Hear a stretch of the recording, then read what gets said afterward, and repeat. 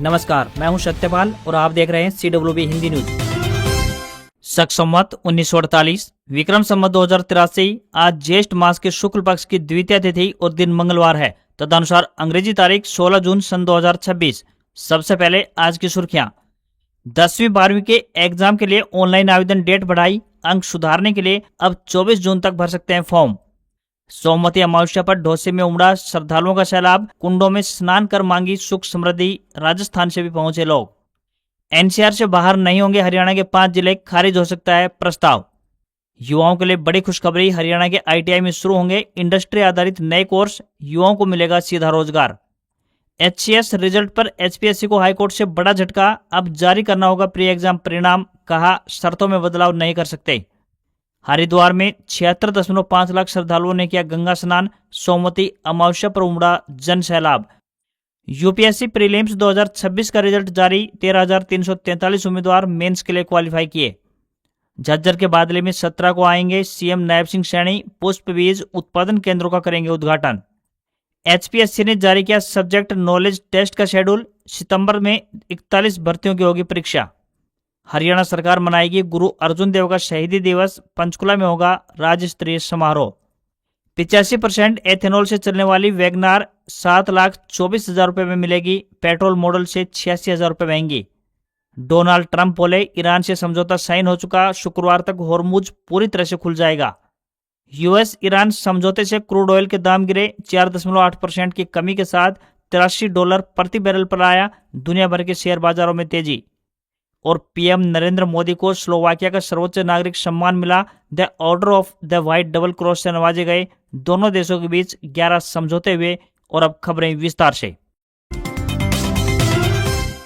हरियाणा में दोपहर बाद अचानक से मौसम बदल गया। हादसे में हल्की बारिश के साथ ओले गिरे तो वहीं तेज आंधी से एक मोबाइल टावर भी गिर गया। इसके अलावा हिसार, सिरसा, भिवानी, रोहतक, नारनौल, रेवाड़ी, सोनीपत, फतेहाबाद और पानीपत में आंधी के कारण लोगों को भारी परेशानी का सामना करना पड़ा। भिवानी की शिवानी में धूल का करीब 100 मीटर ऊंचा बाउंडर दिखाई दिया। उधर सोनीपत, फतेहाबाद, गुरुग्राम, फरीदाबाद, हांसी, रेवाड़ी, झज्जर और सिरसा में बारिश हुई। 2 दिन मौसम साफ रहने के बाद औसत अधिकतम तापमान में 3.2 डिग्री सेल्सियस की बढ़ोतरी दर्ज की गई है। मौसम विभाग ने अगले 5 दिनों में अधिकतम तापमान में 5 डिग्री सेल्सियस तक बढ़ोतरी होने की संभावना जताई है। वहीं सोमवार सुबह सोनीपत में तेज हवाओं के साथ बूंदाबांदी हुई। ग्रामीण एरिया में तेज बारिश दर्ज की गई। दोपहर होते होते फतेहाबाद, रेवाड़ी, झज्जर और सिरसा के डबवाली में बारिश दर्ज की गई तो गुरुग्राम में भी तेज बारिश हुई। मौसम विभाग ने अगले 3 दिन में हल्की बारिश की संभावना जताई है। महेंद्रगढ़, रेवाड़ी, झज्जर, गुरुग्राम, मेवात, नूंह, पलवल, फरीदाबाद, रोहतक, सोनीपत, पानीपत, सिरसा, फतेहाबाद, हिसार, भिवानी और चरखी दादरी में आंधी का अलर्ट जारी किया गया है।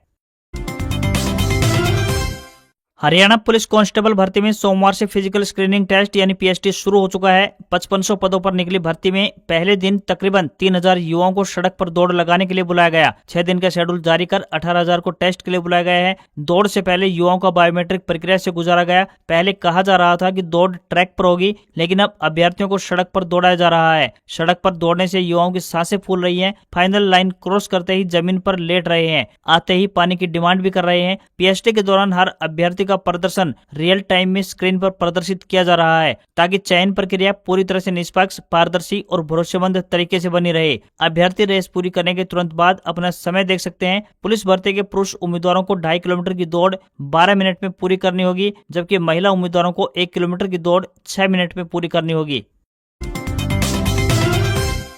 राष्ट्रीय राजधानी क्षेत्र यानी एनसीआर की सीमा घटाने को लेकर हरियाणा का प्रस्ताव फिलहाल लटक सकता है। हरियाणा सरकार ने मांग की थी कि 5 जिलों यानी महेंद्रगढ़, जींद, भिवानी, चरखी दादरी और करनाल को एनसीआर से बाहर किया जाए, क्योंकि कड़े नियमों के कारण यहां पर विकास परियोजनाओं में दिक्कत सामने आ रही है। मंगलवार को होने वाली एनसीआर प्लानिंग बोर्ड की बैठक के प्रस्ताव के मुताबिक 55,083 वर्ग किलोमीटर में विस्तृत एनसीआर के मौजूदा दायरे में कोई कटौती नहीं की जाएगी। बोर्ड इसे यथावत रखने का प्रस्ताव पारित कर सकता है। इससे हरियाणा का सब रीजनल प्लान पहले की तरह ही लागू रहेगा। दिल्ली पर जनसंख्या के दबाव को कम करने के लिए हरियाणा में पंचग्राम सहित उत्तर प्रदेश और राजस्थान में 8 नई ग्रीनफील्ड टाउनशिप बनाने के प्रस्ताव को बैठक में मंजूरी मिल सकती है। वहीं महाराष्ट्र के औरंगाबाद औद्योगिक शहर की तर्ज पर विकसित होने वाले यह शहर पूरी तरह से स्मार्ट और आत्मनिर्भर होंगे। कुंडली मानेसर पलवल एक्सप्रेस वे के किनारे पंचग्राम और उत्तर प्रदेश में न्यू नोएडा या यमुना सिटी का प्रस्ताव है। बैठक में Delhi, Panipat, Karnal, Delhi Alwar, Delhi Noida Ghaziabad rapid rail corridor पर भी फोकस रहेगा। हरियाणा विद्यालय शिक्षा बोर्ड ने 10वीं और 12वीं के विद्यार्थियों को जुलाई 2026 के कंपार्टमेंट EIOP यानी अंकों में सुधार की परीक्षा देने के योग्य और अतिरिक्त श्रेणी परीक्षा के लिए आवेदन करने का एक और मौका दिया है। बोर्ड ने ऑनलाइन आवेदन की अंतिम तिथि को बढ़ाकर 24 जून 2026 कर दी है। बोर्ड अध्यक्ष ने बताया कि पहले आवेदन की अंतिम तिथि 11 जून निर्धारित की गई थी। ऐसे विद्यार्थी जो किसी कारणवश निर्धारित समय में आवेदन नहीं कर पाए थे, वे अब 24 जून तक ऑनलाइन माध्यम से आवेदन कर सकते हैं। विद्यार्थियों को आवेदन के साथ 1000 रुपए विलंब शुल्क भी जमा करना होगा। आवेदन बोर्ड की आधिकारिक वेबसाइट पर उपलब्ध लिंक के माध्यम से किए जा सकते हैं। बोर्ड ने सभी पात्र विद्यार्थियों से समय रहते आवेदन करने की अपील की है। साथ ही अधिकारियों ने स्पष्ट किया है कि 24 जून के बाद किसी भी प्रकार के आवेदन पर विचार नहीं किया जाएगा। यदि किसी विद्यार्थी को ऑनलाइन माध्यम से आवेदन करने में कोई परेशानी आती है तो वह बोर्ड के हेल्पलाइन नंबर 01664 25 43 00 पर संपर्क कर सकता है। महेंद्रगढ़ जिले के नारनौल में सोमवती अमावस्या के अवसर पर सोमवार को दक्षिण हरियाणा के प्रसिद्ध तीर्थ स्थल ढोसी में श्रद्धालुओं का जन सैलाब उमड़ा। सुबह 3 बजे से ही श्रद्धालुओं को आना शुरू हो गया था और दिन चढ़ने के साथ ही ढोसी पर्वत के पवित्र कुंडों पर भारी भीड़ देखने को मिली। हरियाणा के अलावा राजस्थान के विभिन्न जिलों से भी बड़ी संख्या में श्रद्धालु यहाँ पहुंचे। श्रद्धालुओं में महिलाओं की संख्या पुरुषों की अपेक्षा अधिक देखने को मिली। सोमवती अमावस्या के अवसर पर ढोसी पर्वत की तलहटी में मेले का भी आयोजन किया गया, जहाँ धार्मिक गतिविधियों के साथ साथ विभिन्न दुकानों पर भी लोगों की भीड़ देखने को मिली। श्रद्धालुओं ने कुंडों में स्नान करने के बाद चौवन आश्रम क्षेत्र में पहुंचकर पूजा अर्चना की और परिवार की सुख समृद्धि की कामना की। ढोसी पर्वत पर स्थित पवित्र कुंडों में सोमवती अमावस्या के दिन स्नान करने का विशेष धार्मिक महत्व माना जाता है। इसी आस्था के चलते हर वर्ष हजारों श्रद्धालु यहाँ पहुंचते हैं। धार्मिक मान्यताओं के अनुसार अरावली पर्वतमाला में स्थित ढोसी पर्वत महर्षि च्यवन की तपोस्थली है। यहाँ स्थित कुंडों का जल पुण्यदायी माना जाता है। श्रद्धालुओं का विश्वास है कि इन कुंडों में स्नान करने से आत्मिक शुद्धि प्राप्ति होती है, साथ ही मन को शांति मिलती है तथा जीवन में सकारात्मक ऊर्जा का संचार होता है। साथ ही ढोसी के कुंडों के जल से चर्म रोगों में लाभ मिलने की भी मान्यता है। विशेष रूप से सोमवती अमावस्या, चैत्र और कार्तिक मास के अवसर पर यहाँ विशाल मेलों का आयोजन लगता है।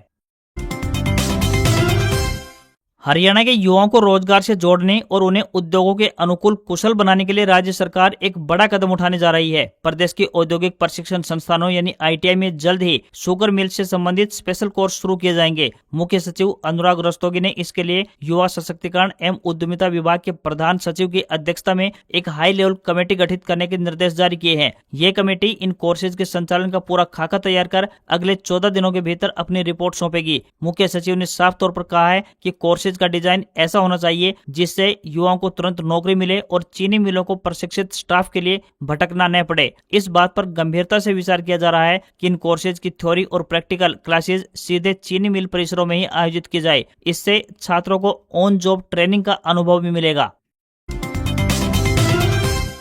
झज्जर जिले में आगामी 17 जून को बादरी क्षेत्र के गांव मुनीमपुर में मुख्यमंत्री नायब सिंह सैनी के प्रस्तावित दौरे को लेकर जिला प्रशासन ने तैयारियां तेज कर दी हैं। मुख्यमंत्री गांव मुनीमपुर स्थित नवनिर्मित पुष्प एवं बीज उत्पादन उत्कृष्टता केंद्र सहित अनेक विकास योजनाओं का उद्घाटन करेंगे तथा क्षेत्र के नागरिकों से संवाद भी करेंगे। कार्यक्रम की तैयारियों का जायजा लेने के लिए पूर्व मंत्री एवं भाजपा के राष्ट्रीय सचिव ओम प्रकाश धनखड़ तथा DC वर्षा खांगवाल ने कार्यक्रम स्थल का दौरा किया। इस दौरान उन्होंने विभिन्न व्यवस्थाओं का निरीक्षण करते हुए संबंधित अधिकारियों को आवश्यक दिशा निर्देश जारी किए हैं। उन्होंने रूट प्लान, पार्किंग व्यवस्था, सुरक्षा प्रबंधन तथा अन्य आवश्यक तैयारियों पर चर्चा करते हुए निर्देश दिए ताकि कार्यक्रम में आने वाले लोगों को किसी प्रकार की असुविधा का सामना न करना पड़े। DC ने बताया कि यह कार्यक्रम बागवानी विभाग हरियाणा द्वारा आयोजित किया जा रहा है। पुष्प एवं बीज उत्पादन उत्कृष्टता केंद्र के शुभारंभ से क्षेत्र में बागवानी गतिविधियों को बढ़ावा मिलेगा तथा किसानों को आधुनिक तकनीकों और उन्नत उत्पादन प्रणाली का लाभ प्राप्त होगा। यह केंद्र पुष्प उत्पादन और उच्च गुणवत्ता वाले बीजों के विकास के क्षेत्र में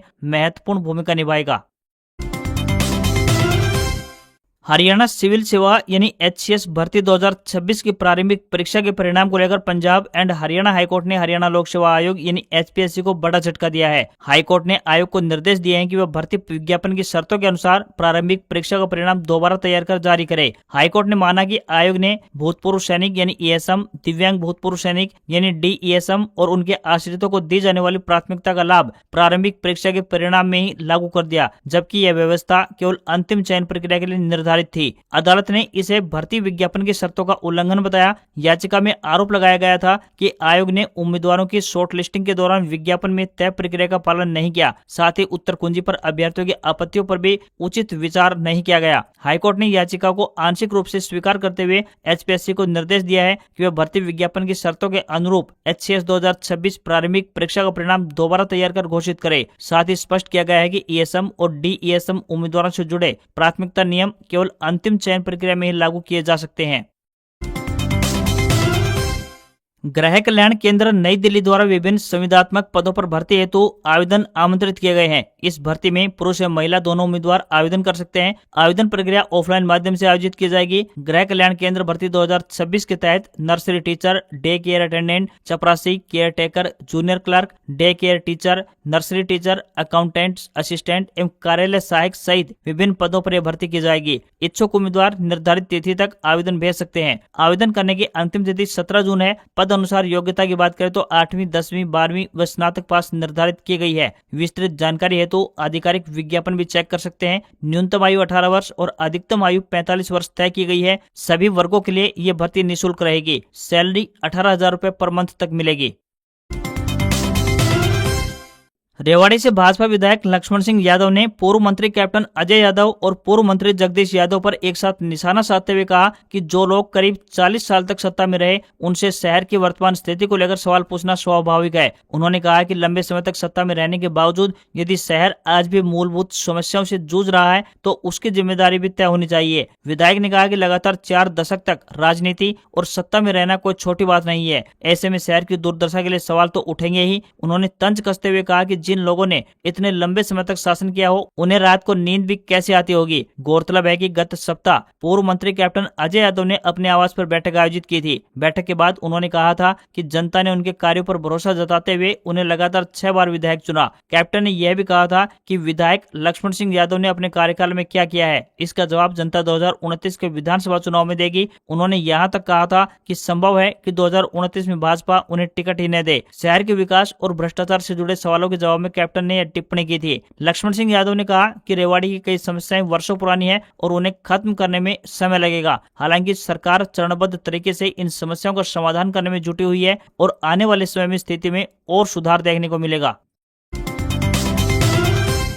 सोमवती अमावस्या पर धर्मनगरी हरिद्वार में आस्था का सैलाब उमड़ पड़ा। हर की पैड़ी समेत गंगा के विभिन्न घाटों पर सोमवार शाम गंगा आरती तक तकरीबन 76,50,000 श्रद्धालुओं ने मां गंगा में स्नान किया। श्रद्धालुओं का आगमन देर शाम तक जारी रहा। उत्तराखंड समेत 12 राज्यों से पहुंचे श्रद्धालुओं ने गंगा स्नान, पितृ तर्पण, पूजा अर्चना और दान पुण्य कर सुख समृद्धि व मोक्ष की कामना की। इतनी बड़ी संख्या में श्रद्धालुओं के आगमन के बीच प्रशासन और पुलिस के लिए यह आयोजन आगामी कुंभ 2027 की व्यवस्थाओं को परखने की बड़ी परीक्षा भी साबित हुआ। एसएसपी नवनीत सिंह भुल्लर ने कहा कि सोमवती अमावस्या पर 76.5 लाख से अधिक श्रद्धालुओं की अटूट आस्था के बीच हरिद्वार में श्रद्धा, सेवा और सुरक्षा का अद्भुत संगम देखने को मिला। हर की पैड़ी पर सुबह 4 बजे से भारी भीड़ देखने को मिली। हर की पैड़ी, ब्रह्मकुंड, मालवीय घाट समेत प्रमुख स्नान घाटों पर तड़के से श्रद्धालुओं की लंबी कतारें लगी रही। उत्तर प्रदेश, दिल्ली, हरियाणा, राजस्थान, पंजाब, मध्य प्रदेश और अन्य राज्यों से बड़ी संख्या में श्रद्धालु यहाँ पर पहुंचे। वहीं दूसरी तरफ उत्तराखंड के नैनीताल स्थित कैंची धाम में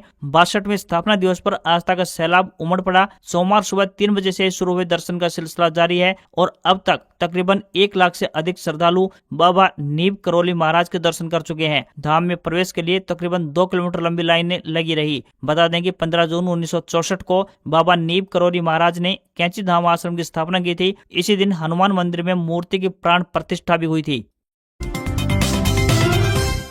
प्रधानमंत्री नरेंद्र मोदी को स्लोवाकिया के सर्वोच्च नागरिक सम्मान the order of the white double cross यानी फर्स्ट क्लास से नवाजा गया। राजधानी ब्रातिस्लावा में उन्हें सम्मानित किया गया। पीएम मोदी यहां 2 दिन के दौरे पर आए थे। सम्मान मिलने पर पीएम मोदी ने एक्स पोस्ट में लिखा वे इसके लिए स्लोवाकिया की सरकार और वहां के लोगों के आभारी हैं। यह सम्मान भारत के 140 करोड़ लोगों का है और इसे भारत स्लोवाकिया के मजबूत एवं स्थायी दोस्ती को समर्पित करते हैं। इससे पहले मोदी और स्लोवाकियन पीएम रॉबर्ट फिको के बीच बातचीत के बाद द्विपक्षीय डिफेंस और ट्रेड डील हुई। भारत और स्लोवाकिया ने द्विपक्षीय संबंधों को व्यापक साझेदारी यानी कॉम्प्रिहेंसिव पार्टनरशिप के स्तर तक अपग्रेड करने का फैसला गया। दोनों देशों के बीच प्रवासन, डिजिटल प्रौद्योगिकी, रक्षा, शिक्षा तथा अन्य क्षेत्रों में सहयोग बढ़ाने के लिए 11 समझौतों पर हस्ताक्षर किए। स्लोवाकिया में 9,200 से ज्यादा भारतीय रहते हैं। स्लोवाकिया में भारतीय IT सेवाओं, डेवलपमेंट सेंटर्स और तकनीकी क्षेत्रों में काम कर रहे हैं। स्लोवाकिया हर साल 10 लाख से ज्यादा पैसेंजर गाड़ियों का उत्पादन करता है। यहाँ वोक्सवैगन, किया, जगुआर, लैंड रोवर और वोल्वो की फैक्ट्रियां हैं। भारत और स्लोवाकिया के बीच साल 2025 में लगभग 17,000 करोड़ का व्यापार हुआ था।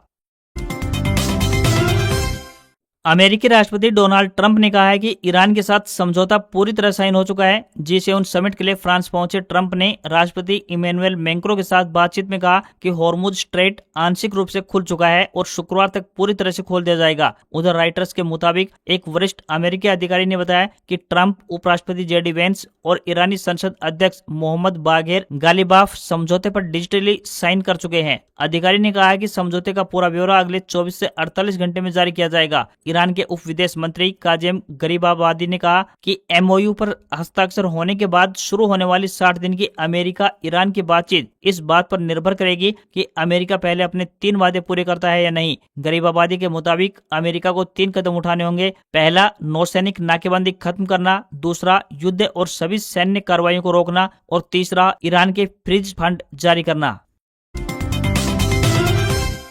मारुति सुजुकी ने सोमवार को भारत में पहली flex fuel car WagonR bioflex launch कर दी है। यह E85 फ्यूल यानी 85% एथेनॉल मिक्स पेट्रोल से चलेगी। कार की शुरुआती कीमत 7,24,000 रुपए रखी गई है और यह 2 वेरिएंट में मिलेगी। E85 वैगनार आज स्टैंडर्ड मॉडल से 86,000 रुपए महंगी है। वहीं कॉमर्शियल सेगमेंट में मिलने वाली टूर H3 के मुकाबले इसकी कीमत 1,35,000 से 2,25,000 रुपए तक ज्यादा है। वैगनार टूर H3 की कीमत की बात करें तो 4,99,000 रुपए से 5,89,000 रुपए के बीच है। फिलहाल इसे टैक्सी और फ्लीट जैसे कॉमर्शियल सेक्टर के लोग ही खरीद सकेंगे। कार का बाहरी डिजाइन रेगुलर वैगनार जैसा ही है, लेकिन E85 फ्यूल पर चलाने के लिए इसके इंजन और पार्ट्स में तकनीकी बदलाव किए गए हैं। कंपनी ने इसमें अपग्रेडेड फ्यूल इंजेक्टर्स, नया फ्यूल पंप, नई फ्यूल लाइंस, रिकैलिब्रेटेड ECU और एक स्पेशल एथेनॉल सेंसर लगाया है। फ्लेक्स फ्यूल वैगनार में मौजूदा 1.2 लीटर यानी कि 1200 सीसी इंजन को ही मॉडिफाई किया गया है। कंपनी ने अभी नए मॉडल का माइलेज नहीं बताया है। हालांकि हाल ही में फ्यूल टेस्ट के मुताबिक E85 फ्यूल पर चलाने से कार के माइलेज में तकरीबन 24% तक की गिरावट हो सकती है। Standard petrol WagonR manual transmission के साथ 23.56 किलोमीटर प्रति लीटर का माइलेज देती है।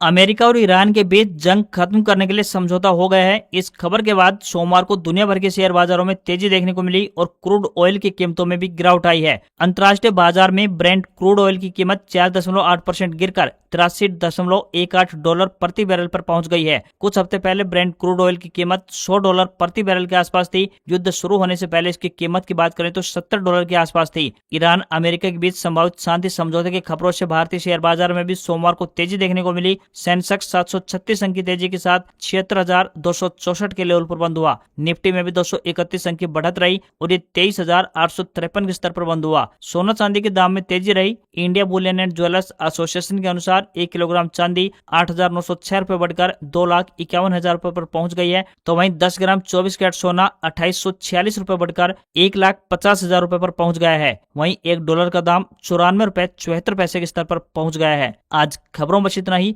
देखते रहिए आपका अपना हरियाणा का सबसे बेहतरीन news channel CWB Hindi news. नमस्कार। इसी आशा के साथ आपका दिन शुभ रहे।